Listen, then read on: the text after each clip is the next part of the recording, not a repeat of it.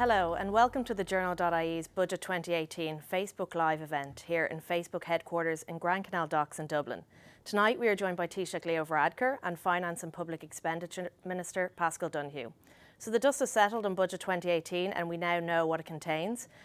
We have received a lot of your questions, but it's not too late to get involved. If you have a question for the Taoiseach or the Minister, just leave a comment in the section below and we'll try our best to get that to them.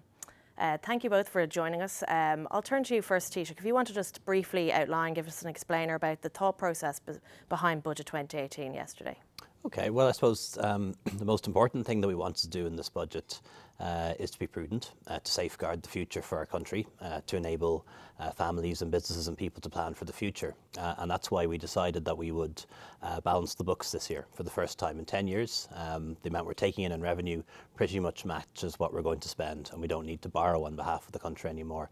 And I think that's the right thing to do. It may not be politically popular or win you any votes, but it does mean that if we run into trouble again, if for some reason there's a downturn, maybe caused by Brexit or something like that, not that I'm predicting that, but we have to be ready for these things, we won't be in a position that we were in the past.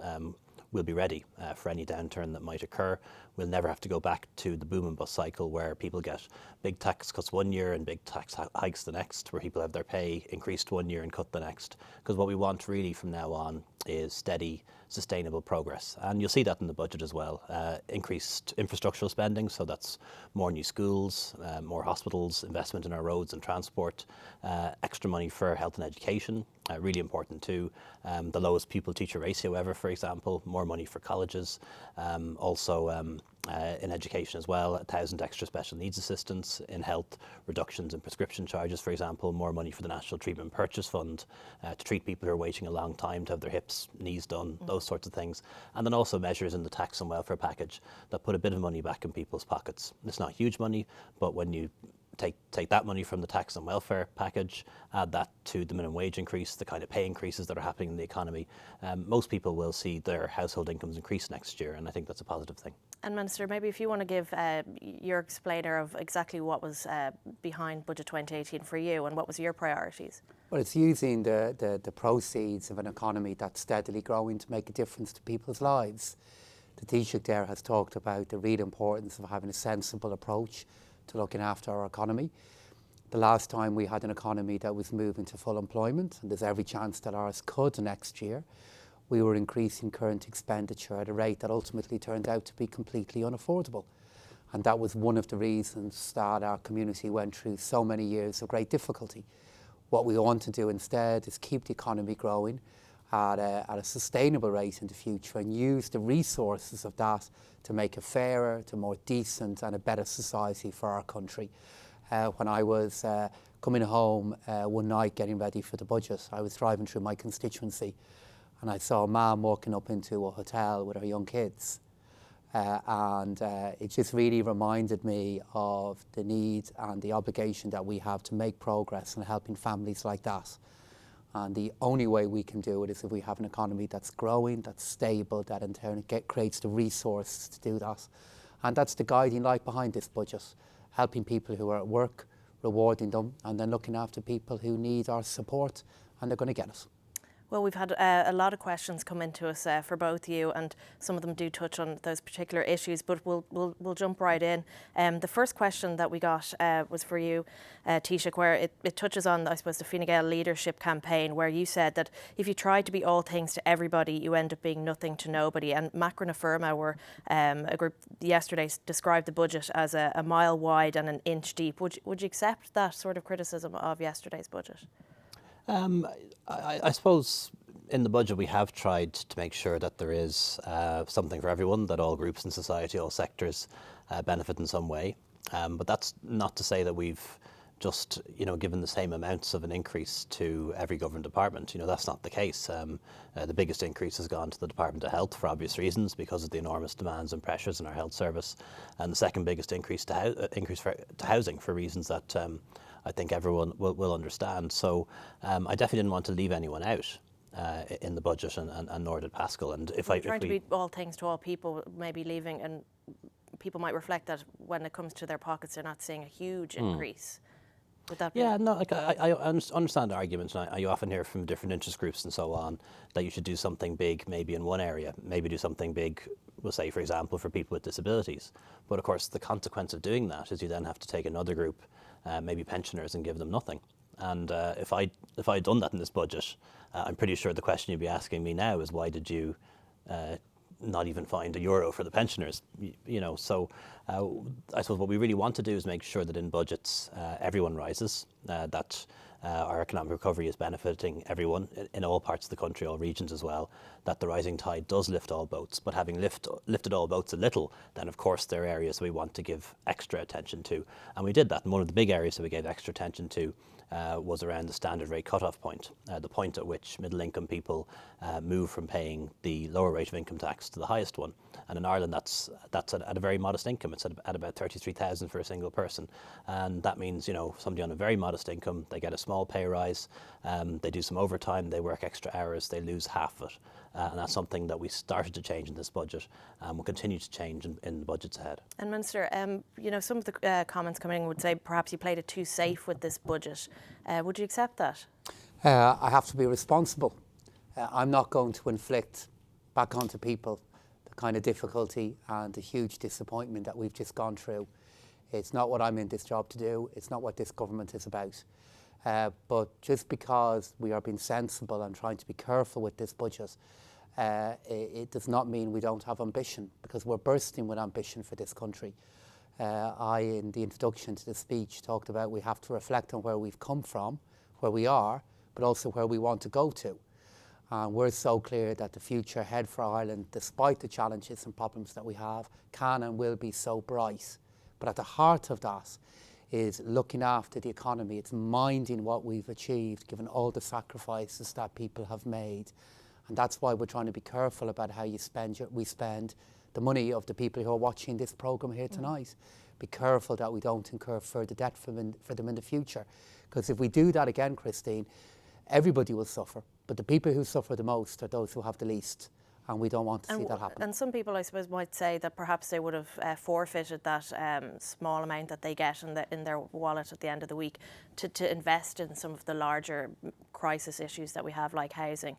Did that come across your mind in terms of maybe not levying tax cuts or expanding the tax band and investing that money in other places? Well, it's one of the reasons that I ruled out a very large tax decrease, because I have to make choices about the money that is available to the country and where we put it. We put the majority of the funding that we have raised in this budget into investing in better services, into investing in more schools, more hospitals, more public transport for the future. But we did put some money into tax reform and reduction. And the particular area that this government focused in on is how we can begin to make progress on something that's really unfair and something that will cost our economy in the future, which is why is it here in Ireland you're on an average wage and you're in the higher rate of income tax. And unless we make progress in tackling that step by step by step, it's going to undermine the ability of our economy to keep people working, to attract people to our shores, and to create the kind of jobs and work that we need that will in turn allow us to continue on our journey to addressing many of the social challenges we have and making the best of what our country has to offer. Taoiseach, another question for you that came in was, why did everyone get a social payment increase of €5? So what was the thinking behind that? And we did have a tongue-in-cheek remark, I suppose, from one commenter who said, this time next year we'll all be millionaires. So what was the thought process behind it exactly in terms of... Well, I can reassure that person that unfortunately this time next year none of us will be millionaires, but we will all be slightly better off. And not just as a consequence of the budget, because of pay restoration and other things as well. The thinking behind it really was that we want to restore people's incomes more or less to what they were before the crisis. We have a deal now with public servants, for example, to restore the pay of 90% of our public servants, our teachers, our guards, our nurses, our civil servants. And why was child benefit left out of the yeah, but just finish your question, to finish answering the question. During the recession, during the period of cutbacks, the last government, the Fianna Fáil-led government, took €16.50 off people on welfare. Took €16.50 a week off them. Blind, widows, lone parents, disabled, carers, everyone except pensioners lost €16.50. And we want to restore that. we've now restored 10 of the 1650. So if people who are at work, people in the public sector and private sector, are having their pay restored over time to what it was before the crash, we believe the same should apply to disabled people, to carers, to the blind, to widows and to lone parents. And that's the rationale behind it. And the child benefit, was it just you didn't think that it should be increased? I know it's a difficult one. Everyone gets it. Yeah, no, that was a conscious decision. Child benefit in Ireland is €140 a month. It's one of the highest child benefit rates in the world. Just to increase it by €5 a month, not €5 a week, €5 a month, would cost 60 million. So we decided, instead of doing that, to prioritise other areas. So the family income supplement has gone up by €10 a week. That's paid to low-income working families who are working but have very low incomes. The child dependent allowance has gone up by €2 a week, or €2 a week for each child. And that's the first increase since 2010 in that. Also, we found additional money for services for children, making sure that every child gets the full 2 years of preschool, making sure that there's money for 1,000 extra special needs assistants, making sure, for example, that prescription charges are reduced for families. So we decided that, when it comes to child benefit, relative to other countries, ours is very high. When it comes to other areas like childcare, medical costs, and so on. Prioritising. Yeah. And we're getting a huge amount of comments in from everybody. Just a few to read out from Hazel Dunn. She said, how are these small plans and spending going to solve our homeless and housing crisis? This is a problem right now, not tomorrow or next year. Emma Burke says she was very disappointed that there was no increase on the inheritance tax threshold after promising to get it back up to 500k. Angus Hannon said 6% stamp duty discriminates against small farmers of a certain age who want to buy land, very unfair considering. Is there anything you'd want to... I'll deal with each of those in turn. If we start with the point there that has been made about young farmers, we have a relief scheme in relation to young farmers already in place. And in the budget speech yesterday, I gave a commitment that we would maintain that for the coming years. And this has been a key need from organisations such as the IFA. In relation to the point there about inheritance tax and the tax that relates to that, we had to make a choice. We have to make a choice with the money that we can either raise or that is available to the government. If we end up trying to do everything for everybody on taxation, we end up not being able to afford anything at all. And the choice that we made was to prioritise making a move in the standard rate cut-off point of income tax, which affects so many people. We moved that by €750. In relation to homelessness, we've increased funding in relation to homeless services. We'll be touching on those by a bit over later. €15 million. Yeah, in later comments. But just something I wanted to pick up on was the sugar tax. A lot of people were asking questions about that it was quite an eye-catching measure. Jenna Crowley on Facebook wanted to know, why wouldn't the tax everything that contains sugar, not just the drinks? Is there a longer term plan in terms of how you're going to tackle obesity? And specifically, I want to know, was that ring-fenced at all? Is it going into measures to educate children in terms of perhaps nutritional value, or what was the thinking behind that? So we've prioritised sugar-sweetened drinks because the advice that I received from the Department of Health is that if we can affect consumption trends in relation to those drinks, it can make a really big long-term effect in the health of people and dealing with obesity, and particularly obesity that can begin to accumulate amongst boys and girls that are very young. So that's the reason why we picked that. At this point in time, I don't have any plans to expand beyond that. It's a very new tax. It's something that hasn't existed in Ireland before. I want to make sure we make it work. I want to make sure we make it work in such a way that doesn't cause products to be bought in other jurisdictions and then brought into Ireland, which would undermine the purpose of doing it in the first place. And then the ring fencing of the finance with that, is that so something that's when we are dealing with things that raise revenue for the Exchequer, in other words, money that comes in, we very rarely decide that it has to go into a particular area. Because, for example, our health services are by and large funded out of the big areas in which we collect tax. But if it is a priority for this government, perhaps the thought might be that it could invest in some serious programmes. That's what a lot of professors, I think, have mentioned, that more education needs to be... Sure, of course, and I think a lot of clinical experts in this area and academics have been calling for this tax to come in, and that was a big factor in why I decided to do it. But we have also now continued to fund the Healthy Ireland initiative, which has been led by Minister Catherine Byrne. And she's actually rolling that out now on a county-by-county basis. And we think that will be a vehicle in which we can begin to continue to make progress on these kind of issues. And Taoiseach, just another question touching on the housing. It was, it's such a huge issue for this country. Particularly, a lot of people were asking about why there was no such mention of affordable housing yesterday. A number of our readers said they wanted to know what is being done to help people in their 20s and 30s to get a home of their own. And I know that was something specifically you had mentioned in the Fine Gael thinking, that you were able to buy your home in your 20s and you wanted to be able to help people do the same. So what was in that budget yesterday for those people? Yeah, there's a couple of things actually. I think it's a very important question, because the focus when we talk about the housing debate, it's almost always about homelessness or people who are on the housing list. But of course, the vast majority of people don't qualify for social housing, just like I did, just like I'm sure you have. You have to save up the money and buy your own house and get a mortgage. And we want to make sure that people in their 20s and 30s can afford to buy a home. So really there were three things that were announced in the budget yesterday that will assist us to ensure that more affordable homes are built in Ireland. The first is €750 million has been taken out of the Strategic Investment Fund and put into a new vehicle, which will then be lent to developers who can then build a mix of homes, many of which will be affordable. There's additional money for a programme called LIHAF, which brings services, like roads, sewerage, all that type of stuff to sites, and that's very much linked to ensuring that a decent proportion of the homes built on those sites are affordable. And as well as that, there are the measures related to the vacant land tax, where landowners are hanging on to sites that could be developed for housing. We're now going to increase the levy. Specifically, I know we have people in their 20s and 30s, and we have the Help to Buy, which you've decided to hold on to for now. But in terms of, are we going to see a bigger announcement about affordable housing down the line from Minister Eoin Murphy in the next few months about targeted measures for those people? Yeah, I think that the main way to ensure that we have houses that are affordable, that people can afford to buy, is to make sure that we have lots of more supply.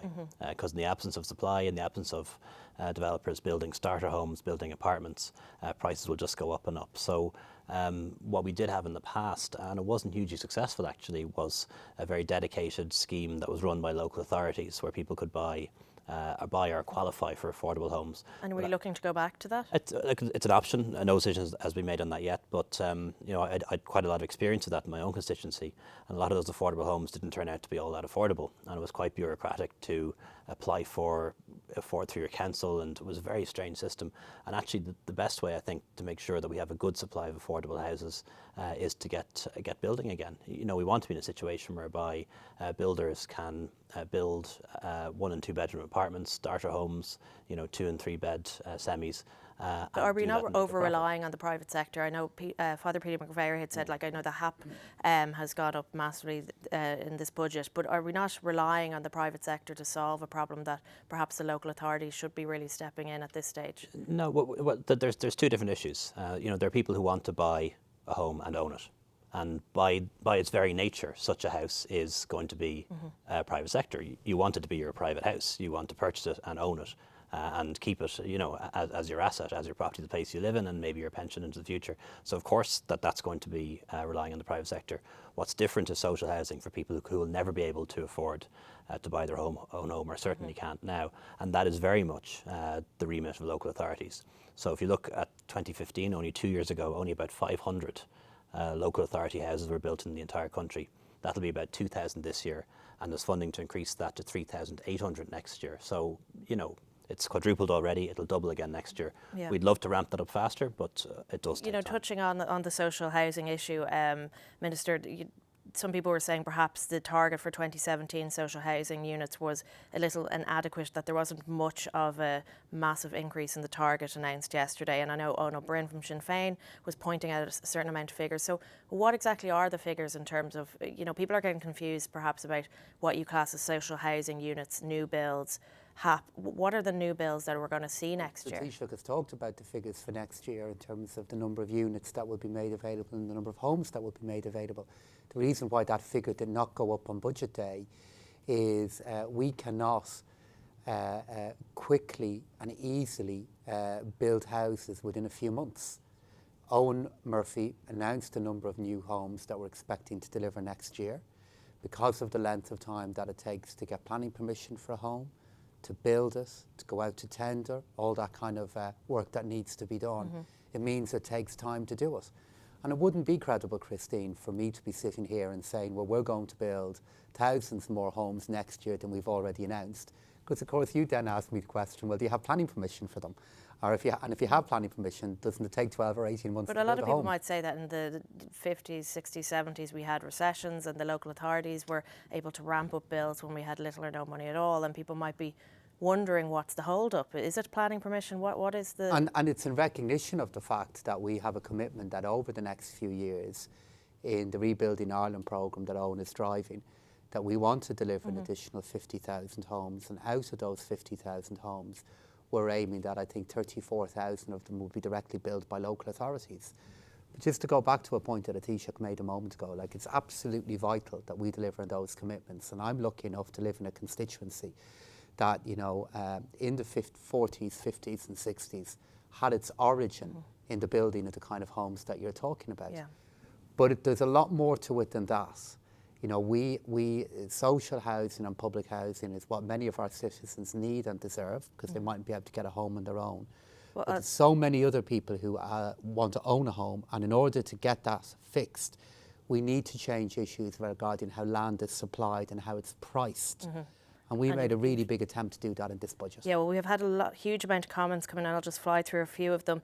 Carl Clark says 800 new teachers, but where are the classrooms to teach the kids? I'm in Donegal and the school playground is no fit for purpose. Shane Hughes says, will the government force through the idea of high-rise buildings in the city? I think Owen Murphy's already said that he's looking to do that. He says we need them in areas like this, in the docks, Houston. And a lot of people have brought up the pension issue. Paul Power says some pensioners lost more than $1,650. This was a result of removing the transition year. Now, I just want to point to a question from Saoirse Gannon. She says, how come the benefits for disability allowance and other payments are not being brought in until next March, and other stuff has taken priority? Why the delay in that? Because again, it's about making, trying to make fair choices with the money that we have available to us. At the end of the day, Christine, you know, I sit down with the Taoiseach and I say, this is how much money do we think we're going to collect in tax next year? This is where I think we can add to it. And then this is how we're going to spend the money. And even when you have the great responsibility and privilege of trying to look after an economy and be a member of government to lead it, it does boil down to that basic insight that we can only spend how much money we collect or are able to borrow in the future. And that boils down directly to what happened in social protection. The decision that we made is by making those payments available, I think a couple of weeks later than we made them available a year ago.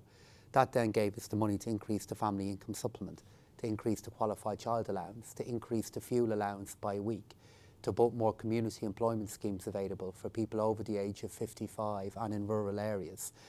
And was the disability provisions and, say, the social welfare provisions, some people might say that might have been a Fianna Fáil win, or Fine McGrath might have been in there in the negotiations, or was this something that you guys actually in Fine Gael wanted to do? Well, when it's in our programme for government and the programme in our election manifesto, the 2016 election manifesto, all of the things that we have made happen were Fine Gael priorities. I'm not making these changes because somebody's extracting it out of me or demanding I do it. I'm making these changes because these are the right thing to do. They're an essential element of how a growing economy like our own, that is a decent society, should look after people. And I've dealt with some kind of charges during the day and questions regarding, you know, why are you changing these welfare benefits again as we changed them all last year? The reason for that is if you look at these payments over the context of a decade, over 10 years, for many of our citizens who are receiving these increases, this is the second change in a decade. And so much harm was done to people as a result of the terrible difficulty that we went through. We're trying to make sure they can participate in some way now from the change that's underway in our economy. Just a few more comments. Picking up on one point there, so somebody mentioned about the 800 new teachers and the 1,000 new special needs assistants and where they're going to be accommodated in.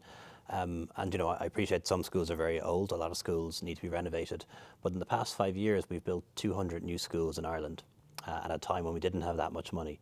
and we're going to have more money in the years ahead, and we're going to be able to accelerate the school building programme. And I represent a constituency, a suburban constituency in West Dublin, and we have so many new schools. And when you go into those new schools, you just see how fabulous they are, the quality of the new build, the equipment they have, and I'm really determined and really ambitious about us continuing that school building programme and accelerating. Yeah, and the number of, I couldn't give you the figure off the top of my head, but the number of kids in prefabs is down very substantial, even though the number of kids has gone up. Well, we've had a huge amount of comments coming in. I know Kevin Ryan says, why increase unemployment benefit at all? Put the money into schemes that will help unemployed people to upskill and into work. And another Kevin Beattie says, stop making everything so complicated. How did they build so many houses in the 50s, 60s and 70s? That was something that we mentioned. I can't say, like, I understand that point, and people often make that point, and they say that, you know, so many houses were built in the 50s and 60s, and people say the same thing about broadband and rural electrification. And I think, you know, as time passes and history moves on, people can be a little bit nostalgic about how long it takes to do things. You know, rural electrification took 19 years. Building all those new estates, you know, Crumlin, Finglas, in different parts of the country as well. That programme to clear the tenements and build all those social housing took about 20 years. I guarantee you we're going to do this a lot quicker than that. Yeah, and well, we've been absolutely floored with so many questions, but one of the last questions I wanted to put to you, perhaps to both of you, is what was in the budget for, as you said, the middle income earner? I know you've talked a lot about people who get up early in the morning and the people that get out to work. Just to give you a taste, that we received one submission from Jenny Parkinson, and she said, so I work full time, I pay tax, I pay mortgage, I pay all my bills, and I need to go to the doctor, I pay for that also, and I'm just €7, she has better off in inverted commas, yet someone who is on the dole gets a medical card, gets help with the bills, and their rent is at least €20 better off. So I know you had touched on the point that you wanted to try and spread it out, but you know, obviously there's some people there that are feeling the economy is improving, but the bills and the cost of living is still massive in this country. Yeah, that's right. Now, overall, as you know, inflation is very low, but everyone's circumstances are different, and everyone's household budget is different and has different demands. We did have a real difficulty around doing something for, we'll say, people earning, you know, maybe 25,000, 30,000 people earning much more than the minimum wage, but still on low pay, but not at that point where they're affected by the higher rate of tax. And part of the difficulty there, being very honest with you, is in the last couple of budgets we took so many people out of the tax net altogether. 30% of people who are working and earning an income in Ireland no longer pay the USC, and 35% of people don't pay any income tax, and these are people who are working and earning. So it's very hard to help people in that category through USC reductions or income tax, because they either don't pay any at all anymore or pay very little. So I suppose the way we can help people in that category is more through reducing the cost of living. Things like the rent controls that were brought in last year, for example, things like the childcare subsidy brought in December, the extra free preschool year, the under 6 GP medical card, or what was announced in the budget and comes into effect in January is reducing the cost of medicines, not just for people with medical cards, but also people who don't have medical cards through the DPS, where the maximum cost of medications will go down by a tenner a month. So people in that category who are low paid don't pay much tax anyway. You can't really help them with tax cuts. You have to help them in other ways, and they're the kind of ways that we're going to do it. And can you understand some of that criticism? I suppose I'm sure you've been feeling a bit of it all day. I have been, and what I'd say to your viewer is this is the main reason that we have decided to use as much of the money as we can to increase the standard rate cut-off point, to make sure that your viewers, as they're earning more income, are not in a position that they're paying the higher rate of income tax. That's something that we want to change, and as the Taoiseach has said, what we also want to do then is support people like that through improvements in the cost of living, for example, through the pricing of drugs. But the long-term kind of point I'd make in relation to this is, like, we went through a cycle in Ireland in which a budget was passed and people felt hugely better off the next day, okay? We went through a cycle of where we had the awe of a huge tax cut and then the shock of when that tax cut was taken away from you and more. That's not a path we're going to go down again. So the increases that we're talking about, they are steady, but a journey that I hope you take in steady steps is one we have a better chance of completing. And that's what this budget was about. Well, that's really all we have time for. I'm afraid we're going to have to wrap it up. That really flew. It really did fly. So, well, that's all we really have time for, I'm afraid. So, thanks again to the Taoiseach and to the Minister for joining us this evening. Thank you to Facebook for hosting the event. And last but not least, thanks to all of you for getting involved. I'm sorry we couldn't get to all your questions, but thank you again. That's all from us tonight. Good night.